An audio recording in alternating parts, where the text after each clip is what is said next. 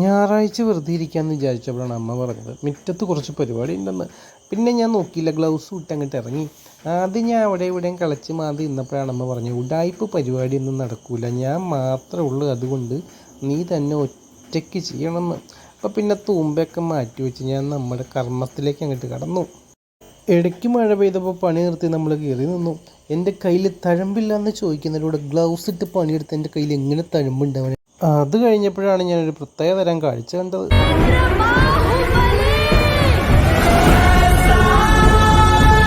അതുവരെ പലതരം കല്ലേറ്റിൽ കണ്ടിട്ടുണ്ടെങ്കിലും ആദ്യമായിട്ടാണ് 180 ഡിഗ്രിയിൽ കല്ലേറ്റി കൊണ്ടുപോകുന്നൊരു മനുഷ്യനെ ഞാൻ കാണുന്നത്. പിന്നെ ഒരു ഏകദേശം വൈകുന്നേരം ആയപ്പോഴേക്കും ഇത്ര കല്ലുകളൊക്കെ ഈ ഭാഗത്തൊക്കെ ഇട്ട് ഒരു വിധത്തിലൊക്കെ നിറച്ചു. പിന്നെ ഞാൻ പണിയെടുത്തോന്ന് ചോദിക്കുന്നവരോട്, എൻ്റെ ഈ ഗ്ലൗസിലെയും ഷർട്ടിലെയും മണ്ണ് കണ്ടപ്പോൾ നിനക്കൊന്നും മനസ്സിലായില്ലടാ ജാടത്തെണ്ടികളെ. പിന്നെ എൻ്റെ ദേഹത്തും കർത്താൻ്റെ ദേഹത്തും ഒരുപോലെ മണ്ണായതുകൊണ്ട് ഞങ്ങളെ രണ്ടുപേരും ഇന്ന് കുളിപ്പിച്ചെടുക്കണം. അപ്പം ശരി, എന്നാ ബൈ ബൈ.